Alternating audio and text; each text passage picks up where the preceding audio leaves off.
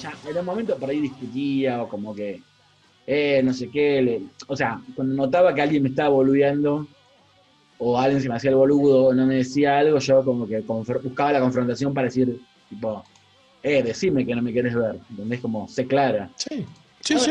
Ahora ya, viste, la madurez, viste, o la dosificación de recursos. Es cuando, viste, digo, ya está, que no necesito confrontarla para que me diga lo Claro. que ya sé o mismo para que me lo niegue absurdamente. Ya está. Además, uno se conforma Pero, muy rápido y, con que le digan no y decir no tengo ganas, y es mucho mejor. Y te diría que es más respetuoso incluso que antes que darte vuelta, que mentir. Te dicen, ay, no, me voy a guardar un poco. No, dale, decime que no querés y punto. No me voy a no, pero, enojar. pero celebro que por lo menos ya hace tiempo, yo ya cuando veo desgano, veo que no te dan, bueno, listo, bueno, buenísimo. Perfecto. Y no, nada de forzar que te digan que no, que muchas veces pasa, es rarísimo eso. Vos la gente le decís, che, eso, vos sabrás que a mí el ejemplo, como vos la apurás a alguien y decís, che, de mil amores, digo, no querés, me decís que no y no te jodo más. No, no, no, vos invitame que no hay problema. ¿Viste cómo decís? A gente que le ofreces la salida fácil y te la niega, Sí. que le decís, che, pero si me decís que no, no hay problema, yo todo bien, no te insisto más, no. No, no, no, pero yo quiero. Decís, pero ¿por qué no me decís que no? Y no te jodo más. No, no, quiere que le siga diciendo para seguir. Sí, pero si estoy diciendo para. Me decís y no te jodo más. No, Ujú. quiere. Hasta ese nivel de histeria lo veo hasta en todo lado, hasta en los partidos de fútbol, boludo. Invitaba gente a ¿Cómo? jugar, y esto creo Ajá. que te lo conté, o no, no sé, se lo conté a otra gente. Pero esa histeria la encontrás en todos lados, porque digo, hay gente que le invitaba a jugar fútbol y me decía, no, no puedo. 20 veces, tipo, pero primero gente que me ha dicho que le invite, ¿no? Y gente que me Sí. decía, tipo, 10 veces que no, 10 ocasiones distintas. ¿De dónde? Le digo, va, flaco, se ve la posta, no querés jugar, boludo, o sea, no pudiste 10 veces. No, no, pero vos invitame, digo, pero boludo, a ver, sé sincero, no querés jugar. Si no querés jugar, ¿para qué me decís? Si está todo bien, si yo no te estoy obligando, no me debes nada. Y le decís todo eso y te dice, no, no, pero vos avisame que voy a ir. No quiere venir, ¿entendés? Sí. Y no te pueden decir Sí. que realmente, tipo, te estoy abriendo la puerta para que me diga la verdad y no te la quieren decir. O sea, Y encima cuando le decís eso, yo, che, pero qué mal pensado. Vos te pensás que yo te voy a no, decir que no eso. sé qué. Y después, si ocurre el milagro y viene una vez, dice, ve, y dice, ves que yo vengo una vez y después 10 veces más que no vienen. Sí, No tiene ningún sentido.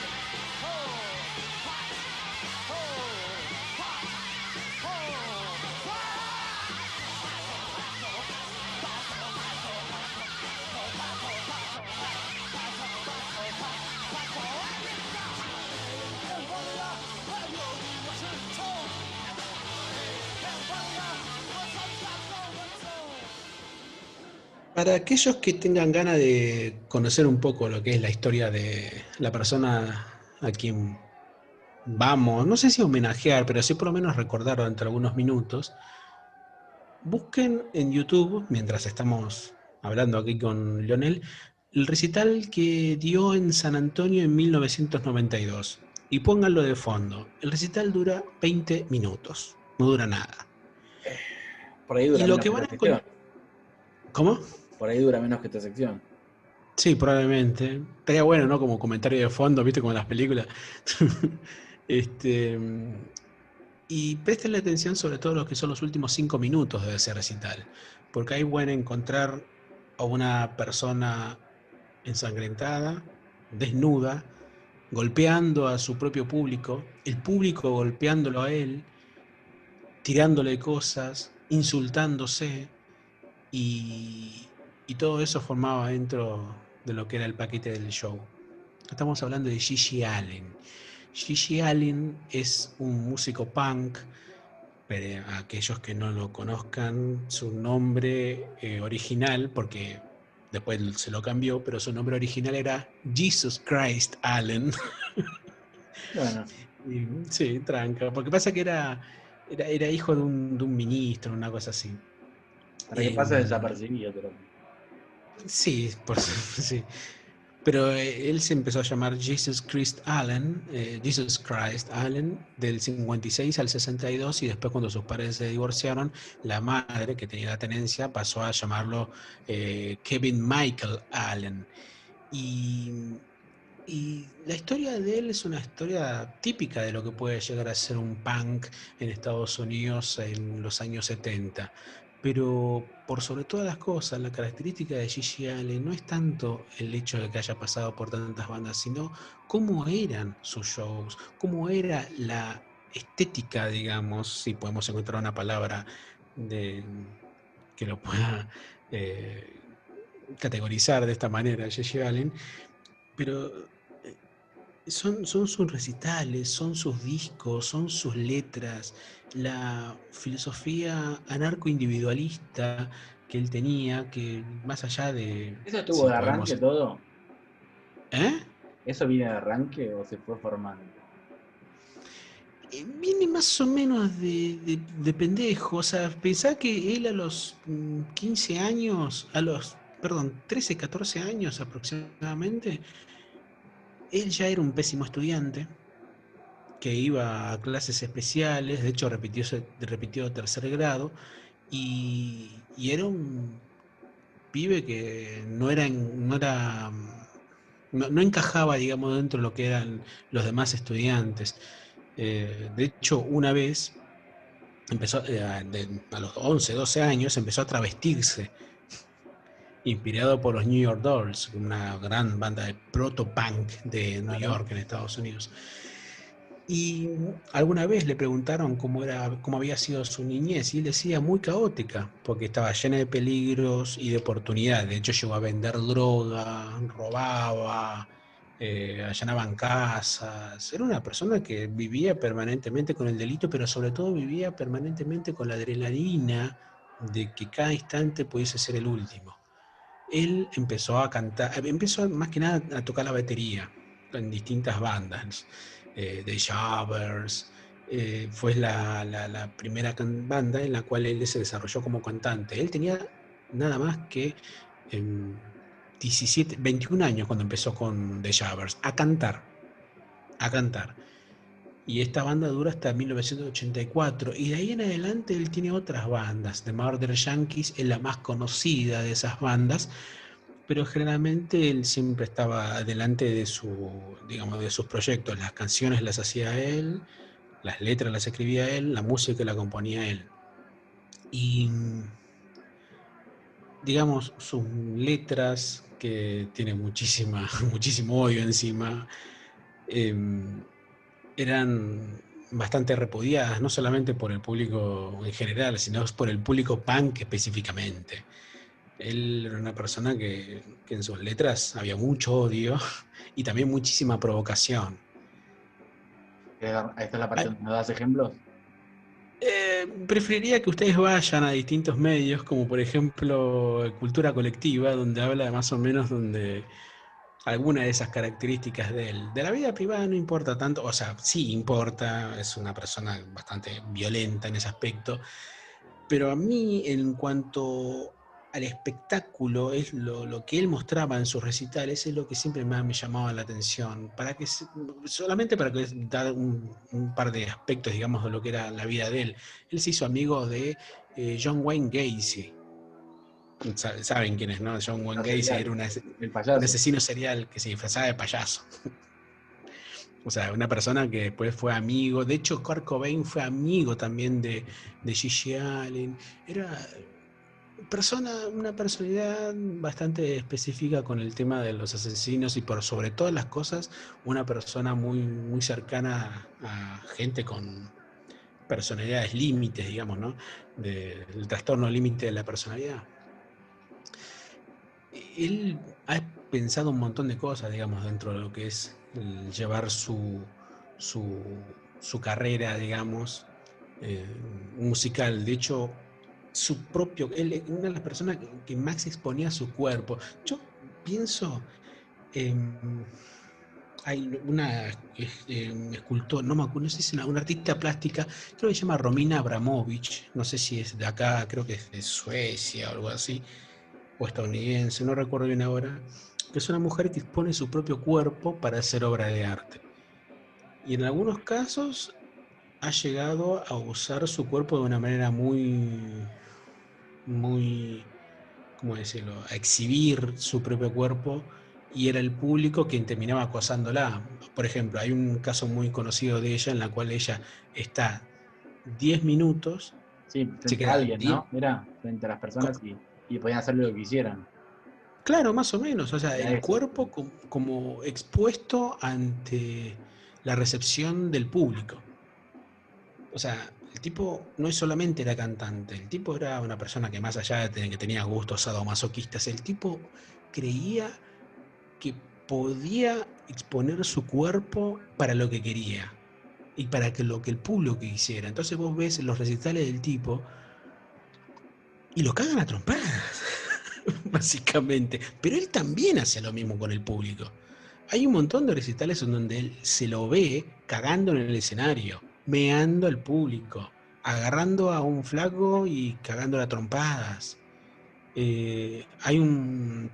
Después vamos a hablar sobre ese documental, sobre todo quién lo hizo el documental, ¿no? Pero eh, vos ves los recitales y el tipo empezaba a cagar en el escenario, agarraba su propia mierda, se la metía en la boca y empezaba a escupirla. Vomitaba en el escenario, no se bañaba con frecuencia, que más o menos, quién más, quién menos, uno a veces en cuando no se baña, pero el tema es que él, él ¿cómo decirlo? Como artista del cuerpo, digamos, hacía todo lo que quería, todo lo que pensaba que estaba a su alcance para poder llevarlo. Y, y eso es una de las grandes, no sé si virtudes, pero sí de las grandes características de Gigi Allen. Gigi Allen es una persona que más allá de estas cuestiones que estamos comentando, ha grabado un montón de discos, pero muchísimos discos, no solamente de punk, música country grabó. Es una persona que grabó desde los 20 años y que hasta un mes antes de morir seguía grabando. De hecho, siguió cantando hasta 2 días antes de su muerte. Es una de las personalidades más específicas de lo que es una de las muertes, digamos, más llamativas, la de Gigi Allen. Te cuento un poquito cómo es. Él muere de sobredosis de heroína el 28 de junio del 93. Tenía 36 años, pero vos ves los videos y parece de 60 el tipo. Y él va él muere, perdón, 3 días después del estreno de su propio documental, que se llama Hated, que después vamos a comentar un poquito más sobre esa película. Y él muere el 29 de junio, está tendido en el departamento de la casa, pero ya tenía como 10 horas muerto, que lo encontraron a la mañana, algunos fanáticos con los cuales él estaba, y con los que, que los fanáticos habían sacado fotos con el muerto, sin saber que estaba muerto, a las Ah, 2 3 de la mañana, empezaron a sacarse fotos con el tipo. Sí, no sabían que estaba muerto, pero pasa que los tipos pensaban que en realidad estaba asado de ropa. roncando. No, pensaba que estaba roncando, porque hacía un ruido su cuerpo. Pensaba que estaba roncando, no, estaba teniendo un ataque respiratorio y se estaba muriendo delante de ellos. Y, y es muy llamativo ver que, porque hay un montón de fotos, y si quieren búsquenlo, Gigi Allen muerto, que, bueno, que se sacaban los fanáticos sin saber que él estaba muerto. Bueno, el tema es que tras su muerte le hicieron 2 funerales. Uno a la manera tradicional irlandesa, ya que la madre irlandesa, y el otro la despedida punk.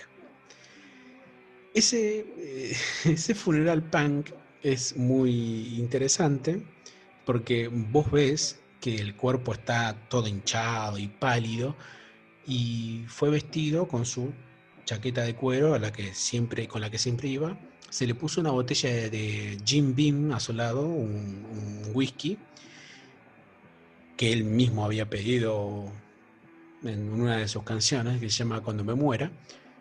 Eh, no lavaron el cuerpo, cosa que es muy común, o sea, todos los muertos tienen que ser lavados. Bueno, el hermano pidió que no se lo lave, o sea, que estaba todo con color a mierda, con olor a sangre, alcohol, sudor y todo eso.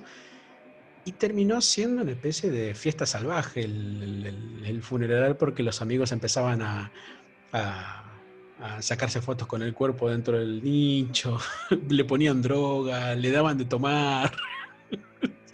Bueno, loco, Y la- es lo que él hubiera querido. sí, es lo que él hubiera querido. Él, a ver, llevar adelante un funeral de esa forma, sí, bien puede ser los grandes beneficios de ser punk y sobre todo que te cumplan los deseos, sobre todo teniendo una persona como un hermano que le cumple la voluntad de que sean enterrados de una manera bastante particular, ¿no? En la que todo el mundo lo golpee, lo orine, no sé, le haga de todo al cuerpo, que, bueno, digamos que obviamente trata de esa exposición del cuerpo, el cuerpo como objeto artístico o como se le pueda llamar, ¿no? Que es de la misma manera que él también se expuso a los programas de Geraldo o mismo en el programa de Jerry Springer en 1993 para dar a conocer, digamos, cómo era su filosofía, su estética de vida, su dialéctica de vida. El programa de Jerry Springer, para aquellos que quieran saber, es el programa donde se cagan a trompadas todo el tiempo. Sí, sí, sí. Que Se aparece en Los dice, Simpsons incluso. claro, aparecen, hay una película porno también donde aparece Jerry Springer. Y bueno, y este tipo aparece, Gigi Allen, con su séquito de fanáticos y con los músicos de su banda. Tanto estas entrevistas como también lo que es el video del funeral, de lo que estuvimos hablando recién, aparecen como extras de Hater, el único documental que se hizo en vida de Gigi Allen, que es una película que dura 1 hora aproximadamente, en donde se muestran un montón de entrevistas a los integrantes de la banda, a familiares, a fanáticos, pero también fragmentos de los recitales de él. Y hay uno en particular que es con el que comienza la película, donde vos ves al tipo que entra en bolas directamente al, al recital Nada y en puede los primeros... mal ir sal, ¿no? Se arranca No, así. obvio. Nada puede mal ir sal y sobre todo cuando ves al tipo en bolas. Y en 5 minutos pasa de todo. El tipo empieza a cantar, empieza a pelearse con el público, empieza a cagar, empieza a cantarle a su propia mierda, como tantos que conocemos, empieza a llevarse su propia mierda a la boca, a escupirle al público, y vos ves el público, que no sé, que habrá estado esperando ir a ver, si a Nino Bravo o a Gigi Allen, ven todo eso y rajan, o sea, no se van corriendo, pero el lugar que estaba lleno empieza a vaciarse. Porque claro, nadie quería ver ese tipo de cosas. Y de hecho eso es uno de los últimos recitales que daba Gigi Allen. O sea, pensemos que el documental, como dijimos recién, se estrena el 26 de junio del 93 y él muere el 29 de junio del 93. O sea, digamos, una de sus últimas apariciones fue precisamente estrenando ese documental. Pero lo que más me llama la atención de esa personalidad, sino es ver, no solamente es eso, sino también ver quién fue el que dirigió ese documental de Gigi Allen. Es Todd Phillips, es De Joker. el director del Joker, claro. O sea, es una persona que en aquel momento tenía 24 años y, y es llamativo porque, o sea, ¿cómo puedo? Él tenía 24 años nada más y era estudiante de cine en New York y él deja la carrera para producir, autopromocionarse y terminar la película. No sé si efectivamente a mucha gente le, le habrá parecido bien que deje la carrera de cine para hacer este documental.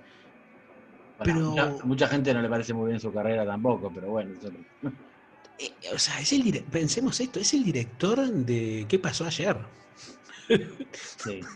Hizo esas películas, loco. O sea, pensemos eso, cómo alguien que estuvo tan vinculado a este tipo de películas pasatistas, y también a hacer de Joker, que es una película buenísima, pero que haya empezado no solamente con este documental, sino que su siguiente película fue un documental sobre lo que es la vida interna de los estudiantes en Estados Unidos. Y el tipo encontró un montón de material bastante macabro sobre cómo eran las comunidades, digamos, que hacían la gente, bueno, los colegios universitarios en Estados Unidos. Y él encontró mucho material, de hecho es un documental producido por HBO que no se puede encontrar, es muy difícil de encontrar, y que ha empezado llamó mucho la atención de las personas, porque después vos ves que las películas que él empieza a hacer, él es Starkey Hatch hace. O sea, Starkey Hatch hace de ¿Qué pasó anoche? Hace Joker, hace un montón de películas. Pero los Sí, no comienzos fueron olvidemos que igualmente muchas a veces responden a que compromisos que uno tiene que asumir para poder después que te financien lo que vos querés hacer. Muy de Hollywood eso. sí, obvio, por supuesto. Habrá que pensar cuánto queda de ese estudiante de cine que se interesó por la vida de Gigi Allen a la hora de hacer ese documental. Esa sabemos que la hizo porque quería. O sea, no, esta La no te la hizo pidió porque nadie. quería. Y porque abandonó todo eso para dedicarse a la vida, o por lo menos durante una hora de la vida de este cantante, que con su cuerpo, con su voz, con su forma de ser, muy polémica, muy reaccionaria, muy provocadora, llamó la atención de muchísima gente a lo largo de su vida y de lo que pasó mucho después de su vida. Como también acá lo rescatamos y escuchamos también un fragmento de una canción.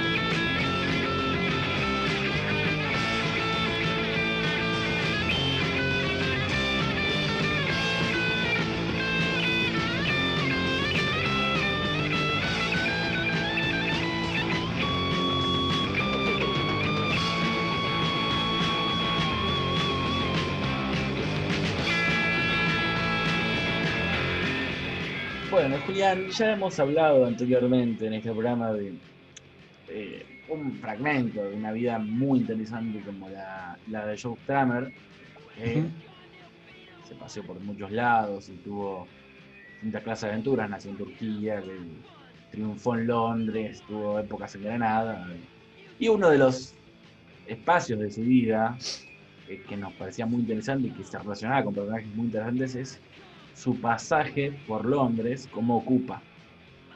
Sí. En él se rodeó de personajes muy interesantes, como decíamos, pero hay una en particular, una mujer, que me llamó mucho la atención, cuya vida tiene vuelo propio como para desligarla de la de Stramer, Sí. con la cual coincidió esporádicamente 2 años más de toda su vida, y me pareció que era interesante centrarnos en ella. La persona en cuestión se llama Paloma Romero, cuyo nombre no dirá una gran cosa, pero dentro obviamente de la liturgia de Clash, ni hablar que la conocen, y que dentro de cierta movida punk también es conocido como Palmolive. Palmolive es un nombre, bueno, artístico que deviene obviamente de la marca que conocemos. Vamos a hablar primero de dónde surge Palmolive, quién es ella, ¿no? Ah, claro. Nació en Melilla, España, se crió en Málaga, nació en el 54, o sea que te imaginarás que toda su infancia y su crianza estuvo dentro de lo que conocemos como franquismo. Sí. Obviamente, y todo lo que eso conlleva, ¿no? Sí, no, Opresión, restricción de derechos, libertades, etc. Estudió en las Teresianas, que es como una especie de instituciones religiosas. Ya sabemos los resultados que trae eso, ¿no? Me La imagino. mayoría de personas que le dan ese tipo de crianza después salen totalmente desbocadas y con ganas de subvertir el orden, básicamente. Sí, uno de los primeros resultados generalmente es el ateísmo, ¿no? Claro. Gran generador de ateísmo en este lugar. Sí, sí. Bueno, y en el 72 se fue a Inglaterra con solo 17 años. Obviamente, empujada como muchos por la búsqueda, la ansia de explorar lugares libres. Su nombre artístico Palmolive, como Montevideo, se debe, claro, tierras de libertad, para escapar de tiranías. Su nombre artístico Palmolive se debe a una conversación con Paul Simonon, bajista, del que después fue grupo de una de sus parejas posteriores, Joe Strummer, bajista de Clash, que no podía pronunciar paloma, viste que los inglesitos tienen un problema a veces con el nombre en español. Y paloma, no le salía paloma, le dice Palmolive. Y a ella le pareció tan divertido que se lo quedó. Dijo, sí, Palmolive, boludazo. Mate, ya fue. Boludo, sabes que no se pronuncia mi nombre, en 6 años te van a robar la Malvin. Bueno, ¿qué pasó? Ella se fue a Londres, escapando obviamente de esto, pero además ligado también a algo de lo que vivió en su infancia en España, porque ya contaba que fue la octava de una familia de 9 hermanos y que estaba acostumbrada, viste, más allá de que del entorno en el que estaba muy acostumbrada al conflicto y a rebelarse y a no tolerar la disciplina. Sí. Y eso se combinó además con el hecho de que en su casa paraban viajeros. Sí. Pasaban muchos hippies y el padre los alojaba, sobre todo cuando volvían de Marruecos. Era una zona muy turística y ella siempre veía a los turistas, conversaba con ellos, y eso como que terminó de despertar como ese ansia de irse la recontra mierda. Y a los 17 años obligó a los padres a que le firmen, digamos, una salida. El padre no quería irse y ella amenazó con que se iba a ir a Torremolinos, que era todavía peor que irse a Londres.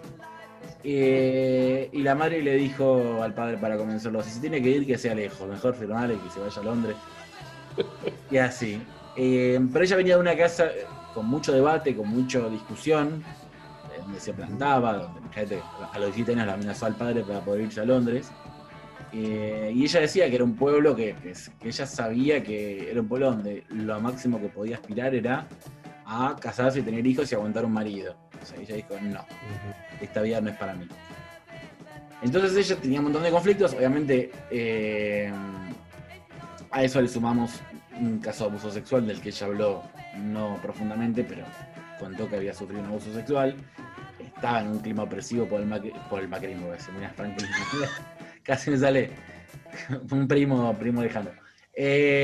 Y además había conocido un amigo boliviano que pertenecía al Partido Comunista, que la fue introduciendo en ámbitos revolucionarios. Ella había estudiado, se matriculó en la Universidad de Madrid, participó en protestas y se empezó a involucrar. A los 18 años quedó embarazada y se fue a abortar a Marruecos, una experiencia muy difícil, como contó. Y después de eso dijo, bueno, quiero intentarlo en Londres, que tenía una hermana llamada Esperanza, que se acababa de ir allá, y dijo, bueno, yo me voy a probar, como dicen los patriotas de acá, ¿no? Me voy a lavar los platos y veo qué pasa. Pero en libertad, ¿no? Claro, lo que sea, pero voy a comprar dólares. Entonces, la hermana de ella había sido novia de un tal Richard Dudansky, que era baterista de una banda llamada los 101ers, que es como los 101. Sí. Ya dicen 101ers. Y eso, digamos, a partir de esa movida ella se introdujo en la dinámica de las casas ocupas. En los 70 era muy común en Londres. Sí. Ahora te sacan a patada, ¿no? Todo llega a quedar una casa libre, con lo que cotiza en Londres. Creo que en Italia hasta principios de los 2000 todavía estaba todo eso. Sí, no, de hecho yo estuve en Hamburgo hace un par de años y había un circuito fuerte de ocupas también. Pero que era toda una red, estaban organizados, no era una cosa de simplemente entrar en la casa y quedarse, no, que comunitario, y que se ocupaban de arreglarlas, como que hasta terminaban casi siendo validados. Claro. No como acá que te ocupa los terrenos, ¿viste? Sí. Acá, yo me rompí el culo toda la vida, acá esto que es la casa gratis. Buah, sí. Bueno, ¿qué pasó? Ella se introdujo en este terreno de este ámbito medio hip-hop, medio así. Y igualmente, si algo que tuvo ella, que siempre fue, esto lo seguirás repasando, así como contó todo este tema del abuso, del aborto. Como verás, Paloma no tiene problema en contar aspectos de su vida. Y otra de las cosas que dijo siempre, para quitarle lo mítico, y quizás algo mítico que se agrandó porque estaba extremadamente involucrado, pero ella dijo siempre que si bien vivieron en casas ocupas, nunca fue una vida dura, como se podría creer, porque decía, nunca le faltó el agua, ni el gas, ni la luz, y nunca pasaron frío. O sea, vivían en casas ocupadas, pero siempre bastante cómodos. Se ocupó de aclarar eso para no darle tanta épica al asunto. Porque viste que ya si no la historia se torna medio romántica. Sí, no, pero además también tomando en cuenta que generalmente esas motivaciones de casas tomadas siempre también tienen una organización detrás, ¿no? Digamos, Por eso, no pero solamente ella. Ella siempre se encargó de decir que tampoco era ninguna heroína Sí, claro, sí, sí. manera. Bueno, pero en ese momento estaba todo el despertar del punk y ella dice que tenía un gran ansia de independencia, que no quería depender de nadie, que la verdad que las casas ocupadas fueron algo maravilloso, que le daba un espacio a gente joven donde podían debatir qué querían hacer, que ella estaba segura que no quería un trabajo de 9 a 5 para después ver la televisión y irse a dormir. O sea, ella Perdóname que insista con esto, perdóname que insista con el del tema de las casas tomadas en Europa. Recomiendo para aquellos que nunca lo han leído el libro de Martín Caparrós sobre la vida de Soledad Rosas, Amor y Anarquía. Sí, habla muchísimo de lo que es ese tipo de casas tomadas, por lo menos como era en Italia a principios de los años 2000, pero también habla de cómo es esa comunidad cultural que también se da. O sea, cómo los lugares se convierten en bibliotecas. Sí. De hecho, me acuerdo en Berlín, en la parte comunista, que ya no era comunista cuando fui, también vi un circuito importante que había un edificio tomado, Seychelles. No, Seychelles, Sí. no me acuerdo, no, Seychelles es la localidad esta donde Cristina supuestamente tenía las cuentas. Seychelles, algo así, no sé cómo era, después lo busco. Que era todo un edificio tomado, que había artistas, un bar que se llamaba Zapata, que era toda una movida de ocupas. Y estaba variado, pero bueno, en un momento lo sacaron, los indemnizaron a todos y después esto se convirtió todo en shoppings y negocios caros, obviamente. Bueno, ¿qué pasó? Ella, a partir de conocer a toda esta gente, conoció a Woody Mellor, que hasta ese momento se llamaba así, que luego se convirtió en Joe Strummer, y que, imagínate que él la conoció con todo el bagaje que ella arrastraba, y le pareció fascinante porque era española, porque tenía todo un entramado de donde venía, de lo que conocía, era antifranquista, y ella le enseñó la guerra, lo que pasaba en España, la cultura, la guerra civil, y ella misma decía que las conversaciones eran como parte del cortejo, ¿no? Como que se iban contando cosas, sí. Y ella le iba enseñando, y digamos que la cosa fue fluyendo, pero a la vez ella decía que a medida que se conocían más, empezaron a notarse las diferencias entre ellos. Por ejemplo, ella decía él que era muy ambicioso, que nunca ocultó que quería ser famoso, que él quería con todas sus fuerzas ser famoso. Y como que ella estaba como en esa movida medio de ver qué pasaba y todavía encontrarle un rumbo a su vida, y no le interesaba tanto los flashes. Como que él, más allá de todo lo de hacerse de abajo, en el fondo tenía una aspiración de llegar. Sí. A ella no le gustaba mucho la cosa de pegarla y de hacer guita. Lo definió como alguien muy light, como un chico que se interesaba por la política, y yo venía muy politizado de España. Me decía, la libertad está en el corazón, no en la política, me decía así, apolítica al principio, seguramente porque ella sabía mucho más que él, y es como que él. Pero ella decía, él tenía otra situación porque no venía de una dictadura como yo. Ella recordaba que había escuchado a Auto, a Paco Ibáñez, a Serrat, y el disco de Antonio Machado, que no paraba de escucharlo.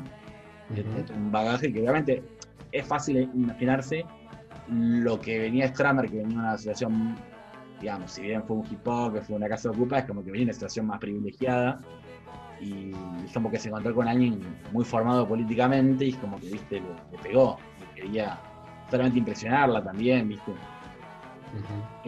Bueno, ella no comulgaba demasiado con esto de Stramer, que en el fondo, más allá de pelearla, quería terminar con una mansión y un patio grande, ¿no? Porque a la larga todos, cuando hacen un mango, terminan queriendo la comodidad, lógicamente. Y ella no comulgaba mucho con el éxito de masas, quería una vida más hippie, además. Ella decía, yo nunca había estado tanto tiempo con nadie y terminaba estando entre idas y vueltas 2 años con él, y la verdad que no era mi intención. De hecho, lo único que la anclaba ahí a Londres era Stramer. Se fue dando cuenta que no se realizaba estando con él. Entonces decide irse una temporada a Escocia y lo deja. Entonces, como él no quería romper, digamos, pusieron una pausa. Entonces, ella se fue a Escocia, él se convirtió en el líder de The Clash, la pegó, pero en el 75... Ella con 21 años nada más. 22 años, tenía las ideas bastante claras ella, del 54. Bueno, de esta relación, Stramer compuso Kiss to Your Heart, que después sería lanzado, uno de los pocos lanzamientos de los 101ers, recordándola a ella. La banda se terminó de diluir en ese entonces porque él se fue con The Clash, que era la banda que podía cumplir su aspiración de éxito. Y después él mismo confesó en la New Musical Express de 88 que Spanish Bombs, claramente, si bien está dedicada a la memoria de Lorca y habla de Lorca, obviamente deviene de su relación con Paloma, que fue quien lo introdujo en la obra de Lorca y le hizo picar ese bichito que después lo llevó a Granada y a todo lo que contamos en otro episodio. Sí.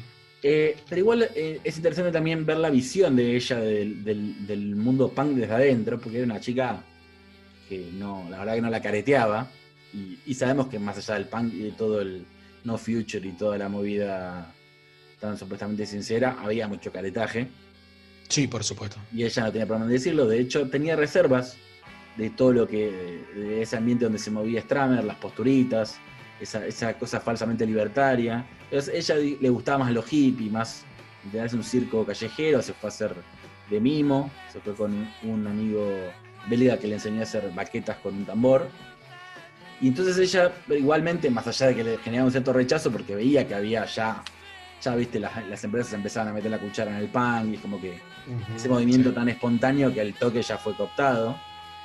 Pero ella se empezó a sentir atraída de hacer un propio grupo, pero con sus condiciones, ¿no? Obviamente no ceñida por la lógica mercantilista que ya empezaba a adueñarse de él. Entonces llamó a su padre a Málaga, y por primera vez de que había llegado a Londres le pidió plata, algo que iba muy en contra de sus convicciones, pero le pidió, dijo, bueno, necesito algo para comprar un equipo. Ella le pidió plata para comprarse una batería y el padre le mandó la plata pensando que era una batería de cocina. Machirulo por 200, ¿no? Pero bueno, ¿qué le vas a aplicar al viejo hasta que entendía? Hasta que me mande la plata y listo. Pienso que ella dice, pensó lo que le estaba pidiendo una batería de cocina, estábamos hartos de Peace and Love, había mucha rabia y nos gustaba protestar como buenos adolescentes. Tampoco nos gustaban las etiquetas. Nos decían que éramos feministas y nosotros decíamos no. Nos decían que éramos hippies y nosotros decíamos que no. Éramos todo a la vez. Primero integró una banda llamada Flowers of Romance, y uno de los integrantes de la banda, por ahí te suena conocido, se llamaba Sid Vicious. Ah, mira. El problema es que Sid Vicious estaba como medio caliente con ella. Medio así, mirás de reojo nomás. Entonces él la presionaba para que se acueste con ella, y ella, imagínate, no quería saber nada, menos iba a ceder ante una situación de ese tipo. 2 semanas duró la banda, hasta que ella la mandó a la mierda. Y ella decía, empezó a ser terrible conmigo, me confrontaba, buscaba el conflicto, me decía que odiaba a los negros solo para provocarme. Y yo sentía que eso no era punk, no tenía ningún sentido, que era todo lo contrario a la libertad que promulgábamos. No voy a dejar un lugar opresivo como España para meterme en eso. Entonces dice que él la echó y ella quedó muy enojada, pero dijo, ¿quién es este para echarme a mí?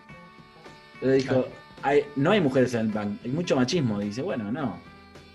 Y le preguntaron si se arrepentía de no haber seguido cerca de Sid Vicious, por lo que después significó, dijo, no, mira cómo termino. Sí. Dijo, quiero componer canciones y tocar y no depender si un tipo se quiere acostar conmigo. Básicamente una cosa que sonaría normal, pero bueno, había que aclararla en ese entonces. Entonces ya Sí. en un Suena concierto- normal, perdón, suena normal ahora. Suena normal, sí, igual de verdad que se puede realizar otra cosa. En un concierto de Patti Smith conoció a Ari App, una alemana, cuya madre había sido amiga de Hendrix y estaba en la movida y congeniaron enseguida y formaron The Slits, el primer grupo punk de chicas de la historia. O lo que muchos dicen que es el primer grupo de punk. Esto siempre va a estar sujeto a debate como todo, ¿no? Que, no, yo conozco una banda de punk que era anterior. Sí, seguramente en Perú ya hubo una banda punk de chicas en De... el 54, una cosa así. Pero ustedes que son anglo, hijos de puta, no quieren reconocerlo. Sí. Auspicia la embajada británica. Bueno, tenemos plata en la embajada británica. Con eso no vamos a discriminar. Ellas empezaron en 76 y decía Paloma que tenían personalidades muy fuertes, que después se iba a notar eso en las peleas, pero que eso le daba un empuje.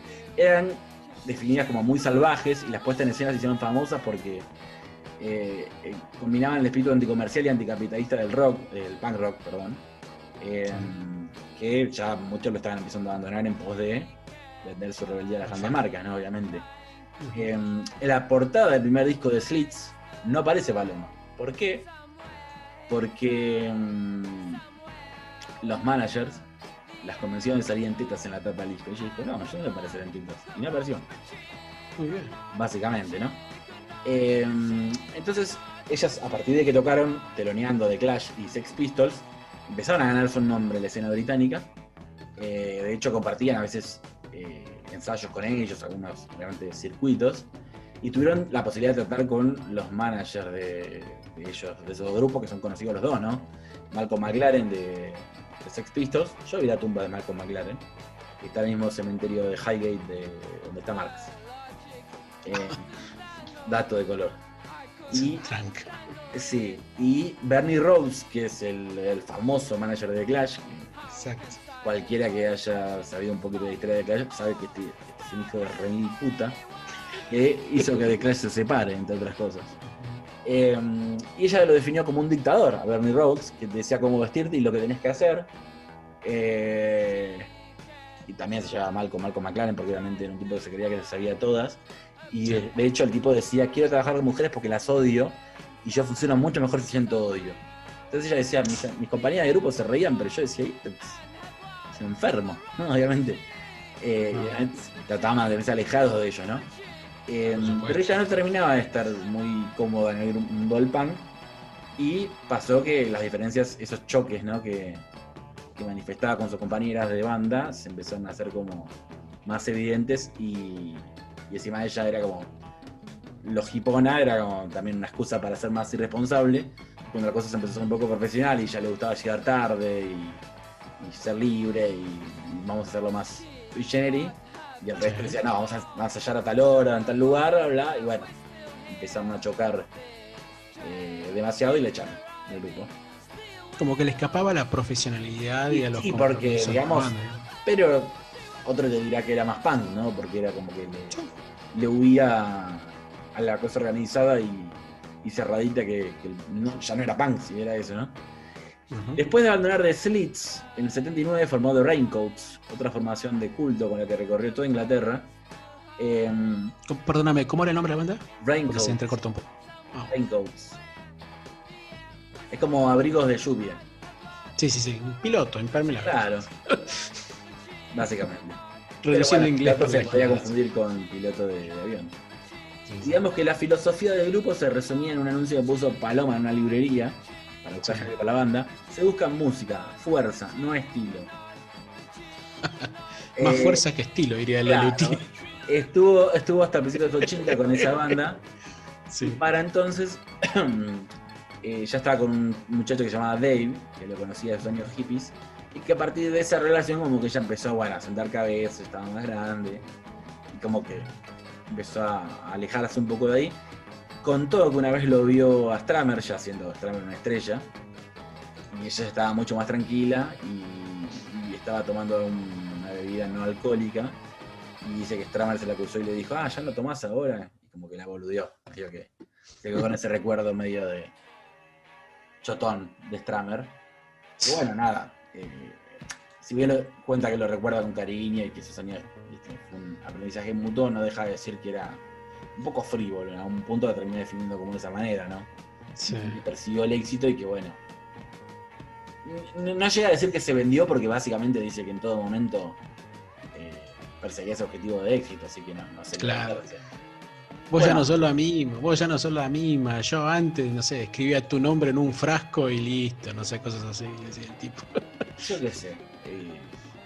Por algo se aceptó las diferencias entre ellos, ¿no? Duró lo Sí. que tenía que durar. Y bueno, con este muchacho Dave acabó abandonando Inglaterra, se fue a España y después a la India y terminó en Estados Unidos, donde vivió desde el 85. Vive desde esa época, en el 85, en Massachusetts, donde la conoce como Paloma McLardy, y la mayoría no sabe que ella fue una de las iniciadoras del punk. Eso es buenísimo, porque es una profesora universitaria, profesora universitaria de letras, que se dice, bueno, esta mina fundó el punk femenino en Inglaterra.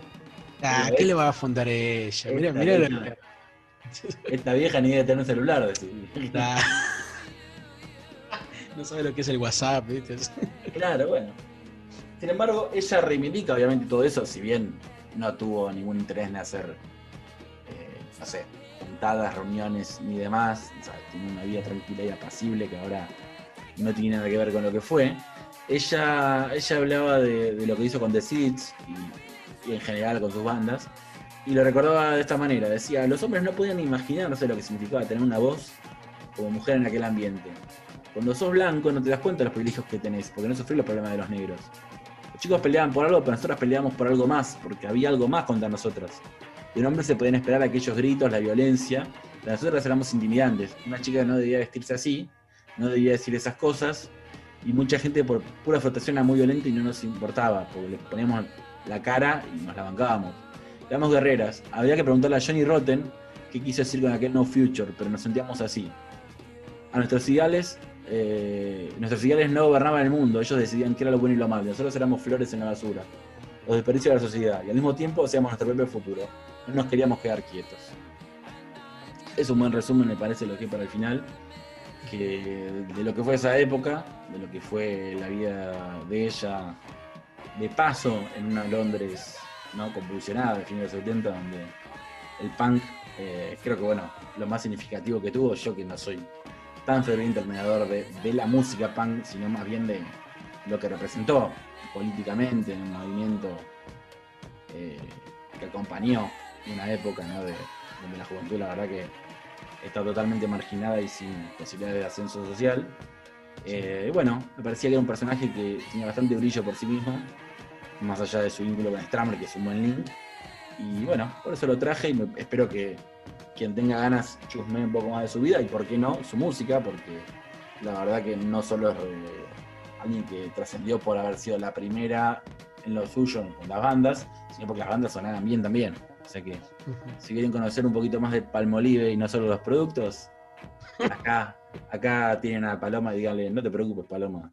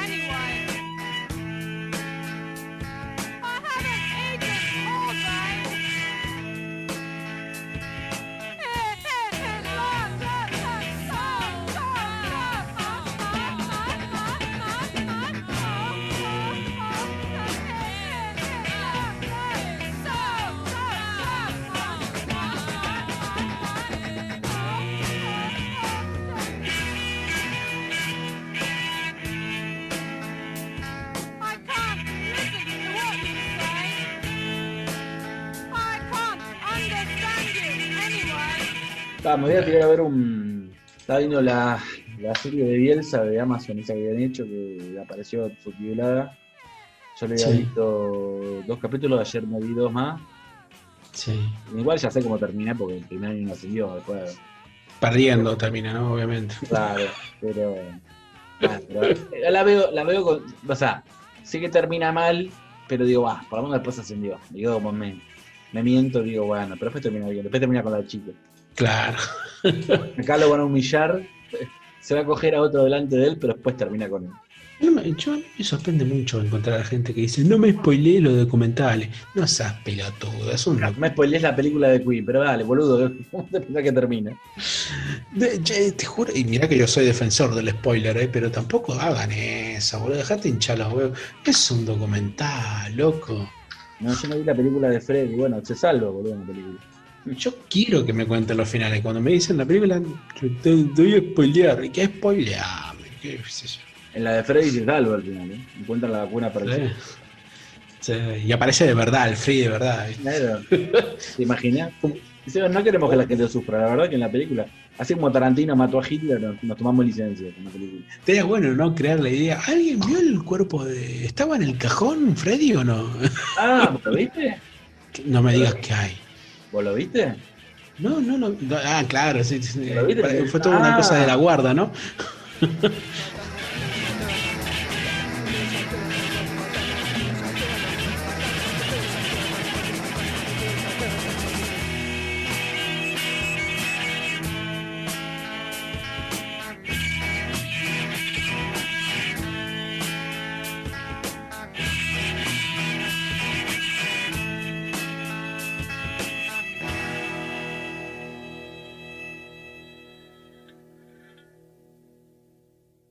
Hago silencio. Take one.